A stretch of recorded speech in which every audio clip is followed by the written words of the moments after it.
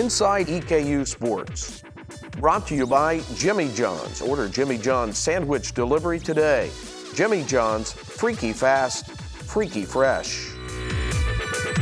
Welcome to Inside EKU Sports, a production of EKU Athletics. Dan McHale with us as the Colonels have come off 2 games in the state of Tennessee in Nashville against 2 of the best teams in the conference, and you had the game right to the final minute in both of them, so close against the league leader and then Tennessee State. Got to be proud of the way that your guys fought, but you just want to close the game. I am. I mean, it's been a culmination this year. That was kind of it in a nutshell. We fight, we're close, and it just comes out on the other end. But I'm really proud of them. I really am. The Belmont game was great. You know, we defended them better than anybody has this year. Really shut down the three-point line, and they had a chance. I think Asante and Nick really showed how dominant they're going to be in this league for a long time in that game. So that was, unfortunate. Came out with a tough loss, but it was a great college basketball environment. And then Tennessee State, with nothing really to play for, it was a culture game, and that's what I told our guys. We're going to come out, we're going to fight, and we're going to do everything we can to win this game. And a lot of teams might not have had the same fight that we had, with nothing really on the line. And like I said, it came down to last possession of that game. A total of 27 points by Gist, 26 by Mayo in the Belmont loss, and then Mayo comes back with 24 and 7 in the game against TSU, and he on the road trip went 6 for 6 from 3. Nick really playing well down the stretch. I was happy to see the ball go through the basket for him from behind the arc. He'd been really struggling with that this year, and I know it was eating him up a little bit. So he got hot. He played really well. And teams are collapsing on him. You look at the Tennessee State game, and I didn't do a good enough job getting other guys involved. Nick had 3 or 4 guys in his lap at all times, but he played really well. But it was a good fight by the guys this weekend. So Eastern Kentucky closes out the season at home on Thursday against Jacksonville State, and then Saturday afternoon against Tennessee Tech. And it's senior day, and we've talked about the contribution that graduate student Isaac McClone has given you, and it'll be sad to see him go, but no, you hope to take him out on a winning note. Yeah, I mean, this is a culture week, and that's what it's going to come down to. This is us, our culture, our future, but this is going to be honoring Isaac. Every day we go to practice this whole week, and then obviously playing on Thursday and Saturday, it's going to be for Isaac because he's meant so much to me in my 2 years here, and he means so much to his teammates. In all likelihood, he will end in the top 10 in three-point shooting, probably 7th all-time in steals. And folks probably don't know what he's had to battle through this year, knee, back, and he guts it out. He has. He's been beat up, the whole year, and still gives you who he is. I think what really shows his true character, if you remember, is the Belmont game when he couldn't even walk. And he came in and banged that 3, dove on the floor, and he couldn't feel his legs in that game. That sums up who Isaac McClone is. He's a team-first guy, and I'm just really fortunate to coach him for my first 2 years. Yeah, there was a great feature story written by Steve Full in Athletics Communications. Yeah, he reads at a level higher than me or you. Yes, he does. Or you or I should say. Very very well-rounded human being, and he's going to be a success at whatever he does in life. All right, so the key here is take care of your own culture, and maybe good things will happen here on this last week. Absolutely. All right, thanks much, Dan. Appreciate Good luck. It, Greg. Thank you. All right, so here's the situation. Eastern Kentucky plays Thursday at home against Jacksonville State. That game begins at 7 o'clock, and we'll have the call on the OVC Digital Network, on the web at EKUsports.com, and, of course, WCYO-FM. Come pack the house for Senior Day Saturday. The Colonels taking on Tennessee Tech in a men's-women's doubleheader at the Coliseum. If you can't be there, same spot to catch our calls of the game. Still ahead, we'll check in on the women's team battling to try to make the OVC tournament.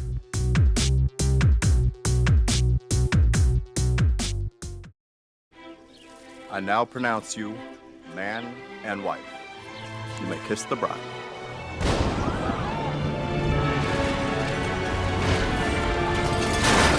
Not the food.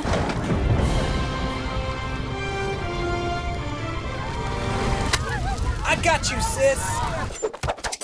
Freaky fast. Let's get pregnant! Jimmy John's. Every day is a concept that few people can commit to. Every day requires a level of dedication that forces you to test your limits. Every day I'll give back to the community because I draw strength from their support. Every day the sounds of your cheers will echo through my mind. Knowing that you have my back means I can always look forward. Every day I'll be too tired to sweat and my bones will ache. Every day will provide me with the slight edge that I need to succeed. Champions are built every day. And welcome back. Now we move to women's basketball. Colette Cole is the assistant coach at EKU that will talk about a team that now has to be hungry in the last two games. By the time most people see this show, you will play Jacksonville State. Then at home against Tennessee Tech on Saturday. You've got to win at least one game to make the tournament. Yeah, we put ourselves in a tough position now. It's going to come down not only how we finish up, but possibly if we only win one of the next two, it will depend on how the rest of the league shakes down as well.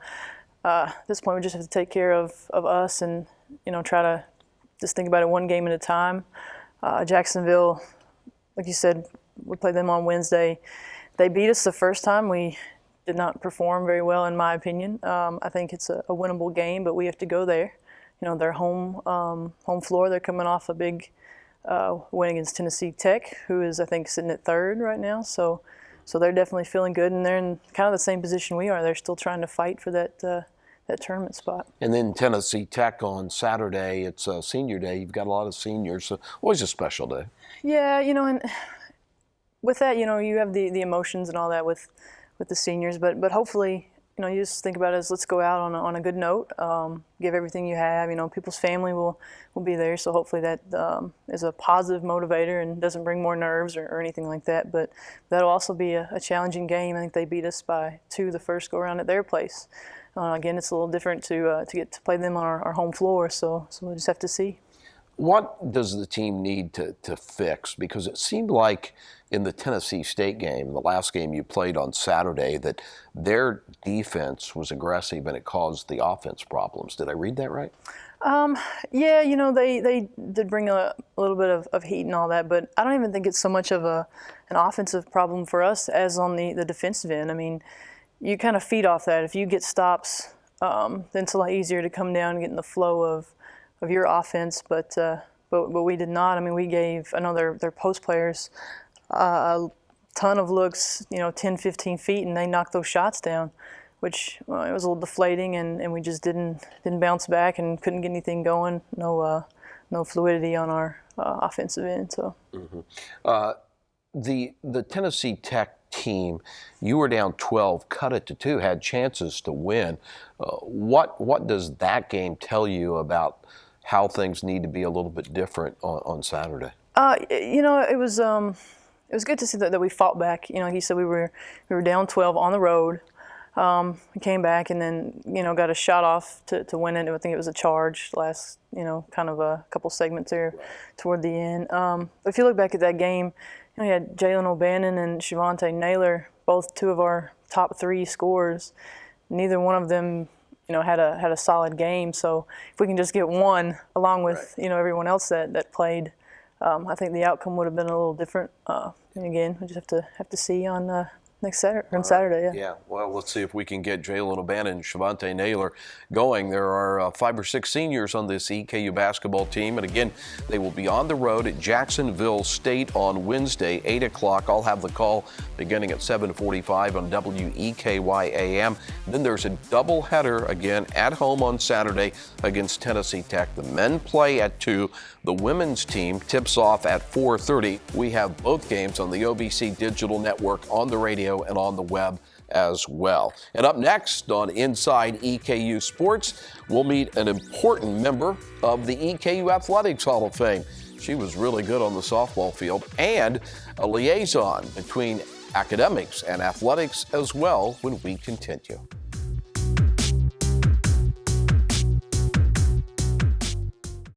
ここにチタンウルトラボット5000がございます。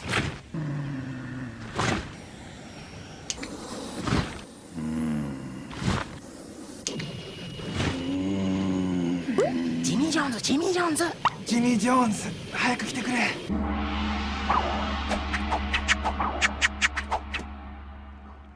最高だ！ジミー・ジョーンズ、これ早い。Jimmy John's, freaky fresh, freaky fast. 10 seconds to go.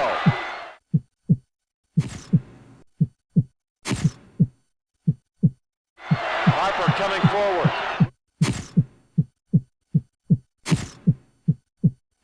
in top of the key. 6 seconds to go. The three.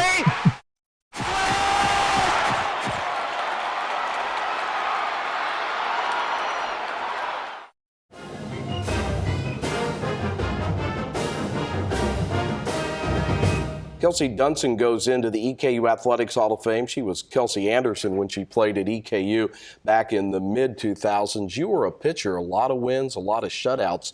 How did you get to EKU, and what did it mean once you were here for your athletics career? Well, actually, I was word of mouth by my pitching coach to Coach Worthington. Never saw me play, never saw me pitch, but took the word of my pitching coach, made a trip out here. They gave me the scholarship, and the rest is kind of history. It worked out. I love EKU, love my coaches. First year here was my best, but my most memorable. And I love Kentucky as well. You said if you could, you would rather live in Kentucky if you're native California, but families out there. You're now a social worker. What foundation did both academics and athletics at EKU set for your life after college softball? Well, on the field, of course, difficult practice, games tough, pitching tough, having to, get those outs. And with social work, the same thing. Days are tough. You have hard days, good days, but it's all worth it in the end. And the same thing with softball, those wins, those strikeouts, all make it worth all the hard work you put in. And a lot of, I would assume, lifelong friends developed. Any favorite memory that's away from a game that you remember that you guys, when you all get together, you laugh about or you reminisce about? Oh, definitely. Well, of course, I was telling you how funny it was when I got the call that I was going to be inducted into the Hall of Fame. I was actually at one of my college teammates' weddings along with 3 of our other players, and just when we get together, lifelong friends, I keep in contact with everybody, reminiscing about softball on and off the field, our career, here at Eastern.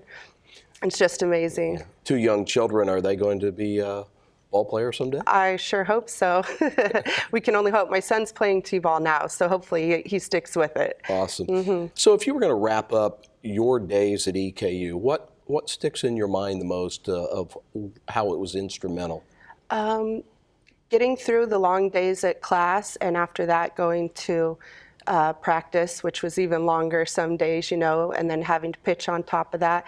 Just having the coaching support and the friend support, the teammate support to have, when your family isn't there, was just amazing. And they're my lifelong friends and family. All right. She wore number 24, by the way.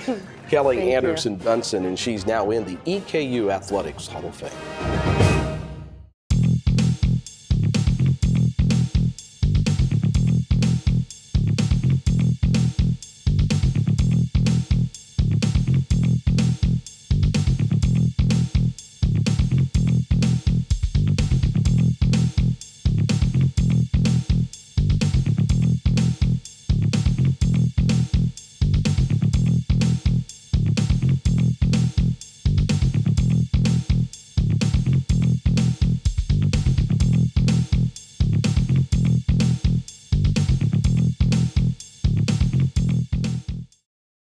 Welcome back to Inside EKU Sports. Dr. Sheila Pressley is the faculty athletics representative of EKU, and that's an important role. Basically, what is your role?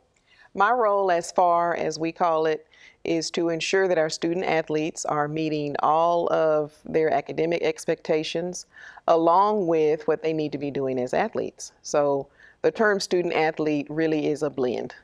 And the great thing at EKU, and I know you have to be awful proud of it, is that over the past 10 semesters, the cumulative GPA for more than 300 athletes is over 3.0. That's right. And we could not have done that without the dedication of our student athletes who come to us from all over the country, but also the staff. We have a wonderful staff who work with our athletes in the Brodsky Center, and they are owed a great deal of credit for that success. 51 athletes this past semester had a 4.0.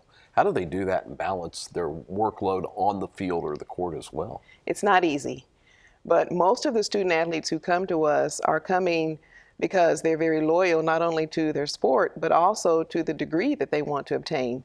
EKU purposely seeks out students who want to be here. So of all of the student athletes who come and decide a major, we try and put them on the pathway to success immediately. And so the advisors who work with the athletes in the Brodsky Center give them all of the advantages they need. If they need tutoring, if they need some assistance with a particular course, specific subjects, we contact the departments and ask, what tutoring do you have available? And students also have time to get some of their work done when they're on the road, because as you know, student athletes do have to travel, but we do try and provide what they need, Wi-Fi access. If we need to have exams proctored and that sort of thing, we try to take care of that even when they're traveling. I think it's important to also note that tutoring is available to all students on campus. That is it's correct. not athletes and only athletes that have it. That is absolutely correct. And student athletes are no different than any other student. Sometimes they need direction on where to find those services, and they need to be encouraged to use them, to know and understand that that's what college is all about. We need to be able to take advantage of our strengths, but also build on whatever weaknesses we have. And I know a friend of mine that was a professor for a long time at EKU also mentioned how athletics helps diversity in the classroom, international students, students of color that may not have come to EKU for another reason. I think it goes beyond just the fact that they play a sport in many ways. Absolutely.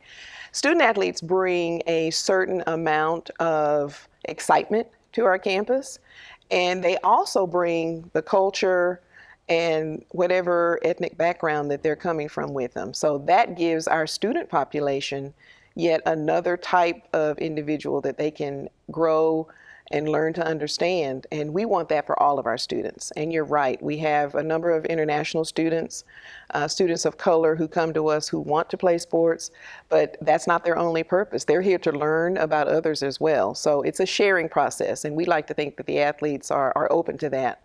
And we see them doing a lot of public service as well. So they're not just known on the campus, but they're also known in the community. All right. Thanks, Sheila. I appreciate it. All right. Sheila Pressley, the faculty athletics representative here at Eastern Kentucky University.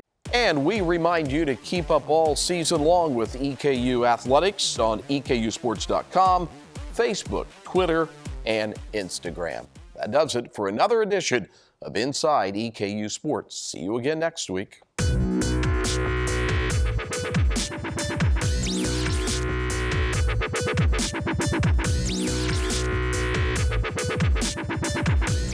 Inside EKU Sports, brought to you by Jimmy John's. Order Jimmy John's sandwich delivery today. Jimmy John's, freaky fast, freaky fresh.